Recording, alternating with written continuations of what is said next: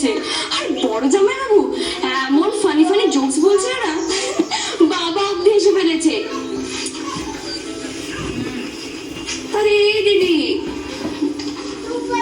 দিদি রে, কি রে তুই এসে দিদিকে জ্বালাতন শুরু করে দিচ্ছিস? হ্যাঁ দেখছিস না মেয়েটা কেমন কাহিল হয়ে পড়ে আছে, সারা রাত ধরে পড়াশোনা করেছে। কি রে মা, খেয়েছিলি রাতে? আচ্ছা, তোর খালা তোর জন্য খাবার পাঠিয়েছে, তুই এখন শুয়ে থাক, পরে উঠে খেয়ে নিস, ঠিক আছে? ঠিক আছে বাবু, দিন আছে।